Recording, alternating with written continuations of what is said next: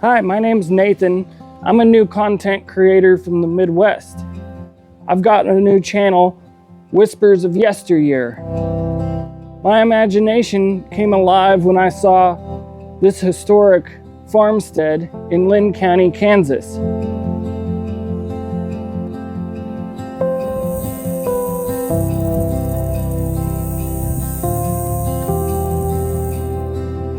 I hope that I'm not the only one in this world who sees old abandoned places scattered everywhere we live, and then begins to wonder and imagine what history they hold.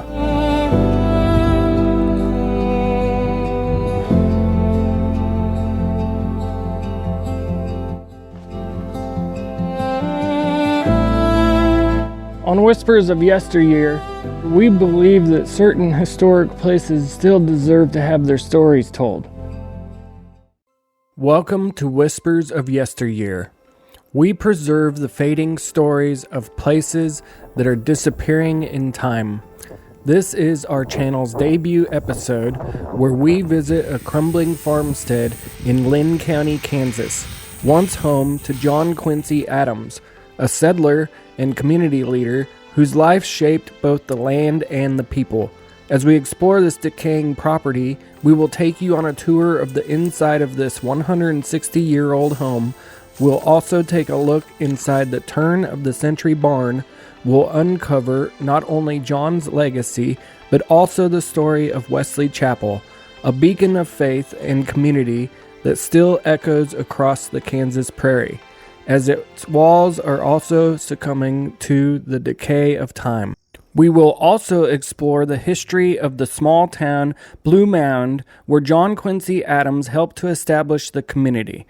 John Quincy Adams was born in Boston, Massachusetts on March 9, 1830.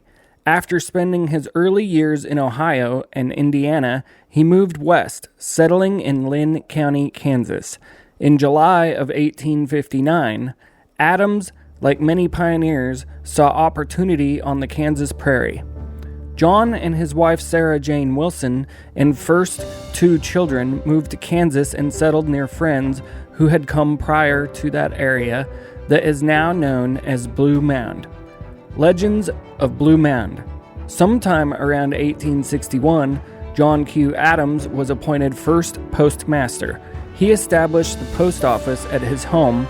He called it Blue Mound. The legend suggests that the community soon took on the same name. The mound turns to a blue hue when the air is humid and hazy. The town site was moved at least 3 times. The St. Louis-Emporia Railway line determined the location of the current town site. During John Quincy Adams' time in the Blue Mound community, he began acquiring land. One particular plot, located northeast of Blue Mound and northwest of Mound City in Paris Township, became especially significant.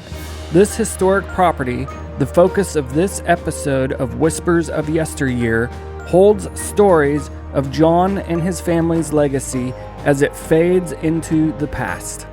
Before stepping inside the home, let's fly south and visit the very heart of the farm's survival. A well dug and constructed just over 3/4 of a mile southwest of the homestead. This vital well pumped life uphill, supplying the farmstead with essential water to raise cattle and nourish crops. It truly was the lifeline of the Adams family's thriving operation. Right outside the kitchen porch, this cistern might have been a lifeline for the family, possibly storing rainwater for cooking, washing, and drinking. But in a time when clean water wasn't guaranteed, every drop had to be carefully collected and stored. It's a quiet testament to the ingenuity and hard work it took just to ensure survival. As we walk into the home through the side kitchen door, we see that nature is reclaiming this dwelling slowly with time. Here sits an old foot-operated Singer sewing machine table, missing the sewing machine that would have been mounted on the top and driven manually with the foot pedal. The Singer Manufacturing Company, founded by Isaac Merritt Singer in 1851, became a pivotal force in the evolution of sewing technology. By the late 1800s and early 1900s, Singer had established itself as the leading manufacturer of sewing machines, largely due to its innovative designs and effective marketing strategies. In the late 19th century, Singer introduced foot pedal operated sewing machines, which revolutionized home sewing by allowing users to control the stitching speed with their feet, freeing both hands for fabric manipulation. This design marked a significant improvement over earlier hand-cranked models, enhancing efficiency and ease of use. The kitchen, once the heart of this home, was where meals were prepared and family stories unfolded. Kitchens of the 19th century were more than just functional spaces, they were the hub of daily life. Here, you can still see the handcrafted wood cabinets, their intricate joinery and sturdy construction, a testament to the craftsmanship of the era. The peeling wallpaper and layers of paint tell a story of decades of changing styles and family life, while the drop ceiling, a later addition, hints at modern updates, made long after the home was built. In the corner, a hand-built china cabinet catches the eye. Its broken glass and detailed wood carvings reflect both the artistry and pride that went into this creation. Once used to display treasured dishes, it stands as a poignant reminder of the care and craftsmanship that made this kitchen a true centerpiece of the home. This pantry, with its collapsing slat ceiling, once held the essentials for daily life: flour, sugar, and preserves carefully stored for the family. In homes like this, the pantry was vital, ensuring food was organized and protected, a lifeline for self-sufficiency in a time when convenience was rare.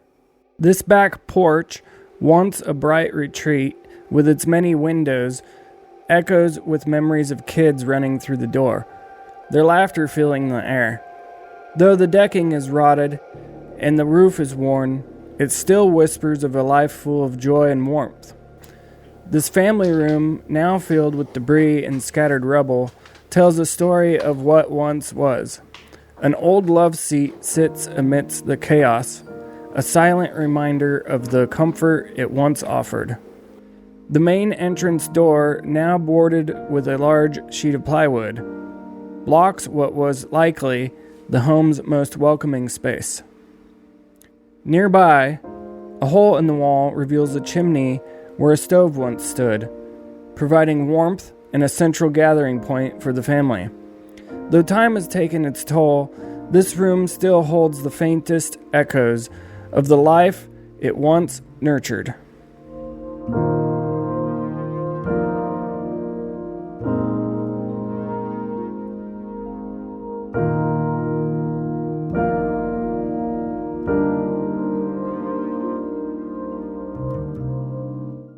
The doorknob on the aging door, with its intricate Victorian-era design, is likely original to the Adams house.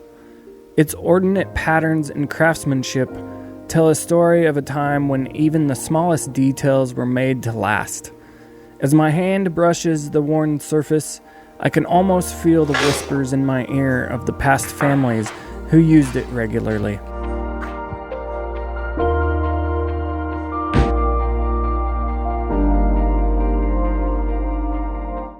This brass chandelier with its white glass globes reveals a time when the house was outfitted with electricity, a modern convenience for its era. Once casting a warm glow over the family gatherings and quiet evenings, it now stands as a fading reminder of the light and life that once filled this home. As we step into what was likely the master bedroom on the main floor, our attention is drawn to a remarkable hand-built clothes cabinet. Local legends tell us that John Quincy Adams, known as a master carpenter and woodworker, likely crafted this cabinet himself, just as he is believed to have built much of this home with the help of family and community members. The intricate geometric patterns carved into the doors and frame reflect the skill and artistry Adams was reputed for. Blending functionality with a craftsmanship's touch, this cabinet wasn't just a storage space, it was a reflection of pride, care, and dedication to creating something enduring. Over the decades, its weathered wood and creaking hinges have borne witness to countless stories, holding the garments and treasures of those who lived here. It stands as a quiet testament to the labor and love that built not only this room, but the home itself, a centerpiece of craftsmanship and history that has stood the test of time. Climbing the creaky staircase to the upper floor, I couldn't help but feel a shift in time. At the top, among the remnants of the past, sits a damaged foosball table. Its bent controls and worn surfaces, evidence of a more modern day. My imagination ran wild, picturing children laughing and running through the halls, their shouts of excitement echoing as they battled it out over a game of foosball. For a moment, the house felt alive again, not just with the memories of the original family, but with the joyful chaos of children who brought their own stories to this aging home.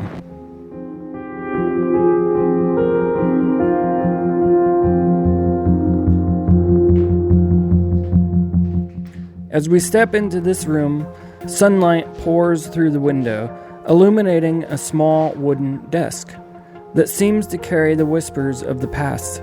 Its spindle legs and sturdy backrest are characteristic of early 20th century school desks. Simple, functional, yet built to last. It's easy to imagine a child from the Adams family sitting here practicing their handwriting or working through lessons, perhaps with a parent nearby guiding them. As I stepped into the next room, painted in a soft baby blue, an unsettling feeling washed over me. Like I wasn't alone.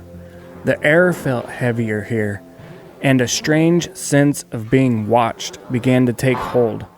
It was as though a child playing an endless game of hide and seek was moving just out of sight, their presence lingering in the corners of this aging space. Hanging from the ceiling fixture, the small musical toy box swayed ever so slightly, its once cheerful design now casting an eerie glow in the bright sunlight illuminating the upper rooms. Goosebumps prickled my skin as my imagination came alive, the line between memory and the afterlife beginning to blur. In this room, it was easy to believe that echoes of laughter and tiny footsteps might still linger, frozen in time. It wasn't just an old house anymore. It was a place that seemed to whisper stories of the past, tugging at both my curiosity, emotion, and my sense of wonder. In the last room on the upper floor, painted in a pale blue, I noticed the sun shining bright. But my eye focuses on this window track. A tiny, tattered American flag rests, its faded colors whispering of pride and patriotism long past. Around it, wasps' nests cling to the corners and flies buzzing endlessly between the glass, as if nature itself has moved in to claim what time left behind. It's almost as if the insects drawn to this space are guardians of its stories, symbols of a cycle that continues even as the flag and its meaning slowly fade into history. At Whispers of Yesteryear, we're capturing the physical remnant of lesser-known history before it's lost, documenting these sites so their stories live on for future generations. Each video becomes a digital time capsule, preserving the past. If you believe in keeping these stories alive, join us. Your support helps ensure they're never forgotten. Subscribe now.